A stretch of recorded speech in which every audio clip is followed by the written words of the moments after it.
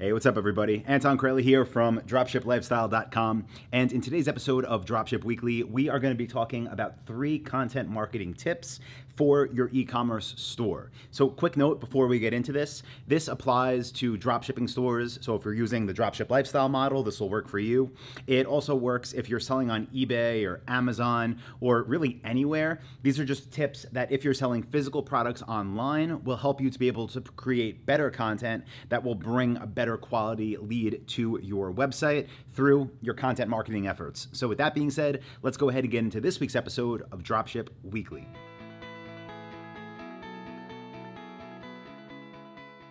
Okay, so the first tip I can give you is about choosing the right format of the content. So this could either be one of 3 things, primarily. It could be written content, so think things like blog posts, just a bunch of text, right? If it's written. It could be audio, so picture podcasts, right? That's a form of audio content. Or it could be video, like you're watching right now. Now, the reason format matters, even more so than what your audience is used to engaging with, the reason it matters is because you have to be comfortable making this content. If you're the person that's really driving your brand forward, which is going to be the case if you're a smaller e-commerce store, and if you're the one that's creating content and brainstorming ideas, and if you're ultimately the one that's responsible for the quality of it, especially in the beginning, the format in which you create content should be what comes naturally to you. Now, I'm not going to stand here and tell you that I'm the best person on video. I'm definitely not, but I am comfortable taking out the camera, turning it on, sharing a lesson just like this, or a lesson about a product, or a review on something I just bought. So for me, video seems to work. I'm happy with it, and that's why you see a lot of video content from me at Dropship Lifestyle. Same thing with e-commerce stuff. I'm comfortable doing video, so I do video.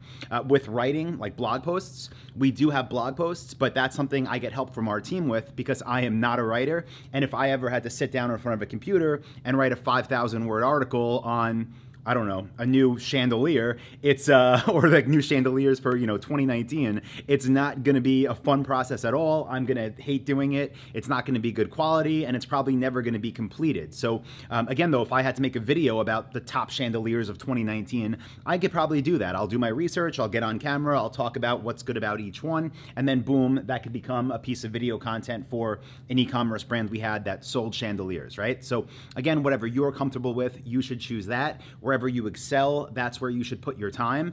And here's the beauty of that as well, right? Let's just say that your format ends up being audio. Maybe you don't want to get on camera. You don't want your face to be seen, right? Maybe you're just not comfortable with it, whatever, it doesn't matter. Then do the audio version. Get a microphone, record your content as audio, and then you can have that audio sent to a website that we use called rev.com. rev.com, and what they'll do is transcribe it for you and send that back, and then you could have the audio version of your content that could be turned into a blog post through your transcript. But again, the first tip I'll give you with content marketing, if you're going to do it right, is knowing what format you actually excel at, know what format again, excites you, that doesn't give you pain when you have to do it. And then that should be where everything that you do stems from. Again, even if your audience loves reading blog posts and you know that you hate writing, but you're good at talking, do a podcast, record audio, have it turned into blog posts. So tip number 1 is know your format. It'll be a better quality piece of content that you're putting out, and you'll be more consistent with it because again, you're not going to hate doing it. Okay, so that's tip number 1. Know your format and stick with that. Second tip has to do with goals. Now, I'm not talking about goals like how much content you want to create. I'm talking about the goals of the piece of content that you are creating. You see this all the time with people that are new to content marketing. Like they write blog posts or they make videos, and maybe you watch it. Like if they're your future competitor and you're spying on them and seeing what they're doing, you might see this and be like, what are they trying to get their viewer to do?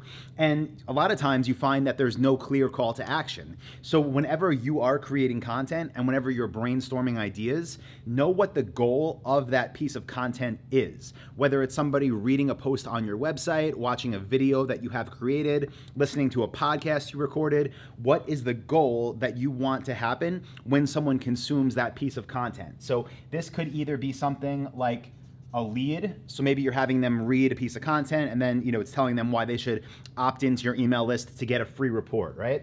Maybe the goal is for a sale. So maybe the piece of content you're creating is like a long form sales letter that people are reading through, learning all about your products or your store or why it's better, and then ending with them clicking something to buy. Maybe the goal of your content is to increase conversions. So maybe you're putting out a piece of content for your store that's about reviews of the top 3 electric skateboards, if that's what you sell, right? Top 3 electric skateboards of 2019, talking about the pros and cons of each one and why people should choose which one over another, right? And what that is going to do is provide your reader with clarity or your viewer with clarity, and it's going to help them choose which one is right for them, which is going to increase your conversions. So again, when you do this, right, when you're putting out content, it should typically educate. That's usually what we're trying to do.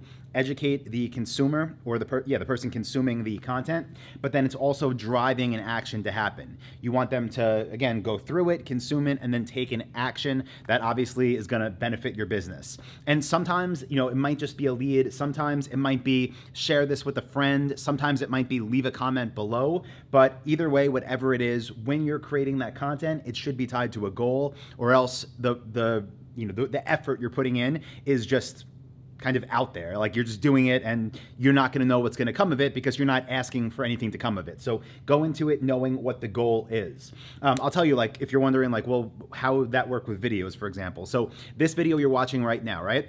This is for Dropship Lifestyle, which is obviously in info product. It's information. It's not one of my physical product brands. But when you watch these videos on Dropship Weekly, there are different call to actions, right? In some videos, I say, hey, if you like this video, click the like button, leave a comment, subscribe. And then in some videos, when I'm talking about dropshipping specifically, I say, if you want to know more about this, go to dropshiplifestyle.com/webinar, where you can get my free training. It's about 2.5 hours long, and learn how we build highly profitable semi-automated stores, right? So there's a goal. The content's here. It's here to educate. Like I mentioned, we do a lot of how-tos. So teaching you something, and then again, having these goals of the content throughout it. What is the action that the person consuming this should take? This is true, again, whether you're doing info like you're watching right now, whether you're doing this with your physical products, or whether you're doing this with, different services within your industry. Whatever it is, it should be tied to a goal, so it's trackable and so that it can get you results and help move your business forward. Okay. Next tip that I'll give you with content marketing, and this one I think isn't used enough at all. This is kind of like, it's like a hidden goal almost, okay? So I call this creating your seed audiences. Probably spelt that wrong, whatever. I did a podcast not too long ago on my podcast, eCommerce Lifestyle, and it's called Plant Your Seeds. I'm going to link to that in the description. Go to that podcast, though, check it out, because I dive deeper into this. But what's happening here with content marketing, right? As we're creating this, as it has our goals, we're sharing it online, right? We're sharing it on social, we're emailing it to our list, we're getting it in front of people. And then what happens if we have the Facebook pixel on our website? So if we, again, install the Facebook pixel on our website, and if we have the Google remarketing tag on our website, what's happening is as people are viewing the content, as they're consuming this content that we created, hopefully they take an action and complete the goal. But regardless of if they do or they don't, let me just draw this out. Okay, this is here's our content, right? We're sending people to it. And then again, they could take an action. Action would be one of these. So hopefully that happens. Maybe they do that, maybe they don't. But regardless, when they are on this content, I'll just change the color so you can see this. Let me grab a black. When they're on the content, we're pixeling them. That's FB for Facebook. And then I just write G ads That's what I use for Google Ads. And what's happening here is we are tracking them through cookies, right? This is why Facebook is so powerful. This is why Google is so powerful. And we're building what are called audiences in our accounts. And by doing this, when this person is there, we can then go ahead and show them different ads. So they're on our content, they're getting this stuff that's educating them, it's providing them with value, it's hopefully increasing the goals that we want. But then when they go back to Facebook and they go back to Google, we can remarket to them by showing them offers. So maybe they were reading, again, an article about the top chandeliers of 2019, right? Like the newest things that have come out, the newest styles. And that's just, purely educational based. Then they go on Facebook and then it shows them a product ad saying, hey, here's the #1 chandelier of 2019. Click here to buy now. So it's showing them an offer. We can do that on Facebook. We could do that on Google through remarketing. Now, beyond that, this is like a little step 2. And I do apologize if this is getting like a little bit advanced for some people that aren't marketing with content yet. But another thing we do here is when we have these audiences that are built, again, these are called our seed audiences. What we do is build lookalike audiences off them. So we can tell Facebook, hey, Facebook, those 100 people that viewed the content on our website yesterday? Can you go out there and find 1 million people that use Facebook that are most similar to those people that viewed our content?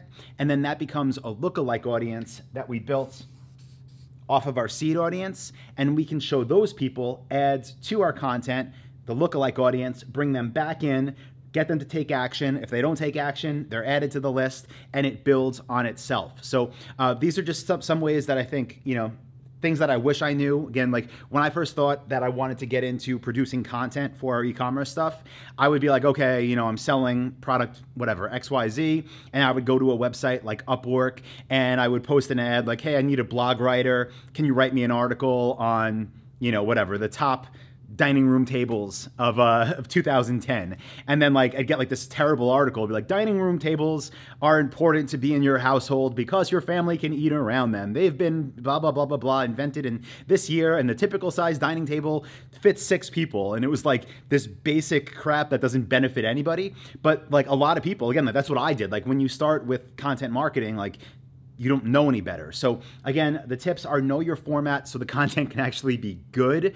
Know what people actually want to learn about. I just did a podcast recently. I think it's called How to Brainstorm Content Ideas.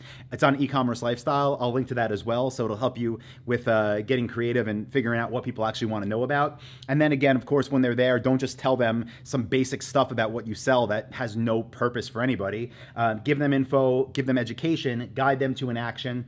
And when they're on your website, make sure you're creating these audiences and sending people to the appropriate offers when they leave your site and go back to Google and they go back to Facebook. So as always, guys, if you got value from this video, please do give it a thumbs up and let me know in the comments. If you're not subscribed, I do at least 1 new training like this every single week. Been doing that for years now on this channel, so definitely click subscribe. And if you're watching this and you're not part of Dropship Lifestyle yet, go to dropshiplifestyle.com/webinar, dropshiplifestyle.com/webinar. And again, that's where you get my 2.5-hour in-depth free training sharing the 7 steps that we use every time we launch a brand new Dropship Lifestyle store selling high-ticket items. So go ahead, check that out. And with that being said, I'll see you guys next Tuesday for our next episode of Dropship Weekly. Thank you, everybody.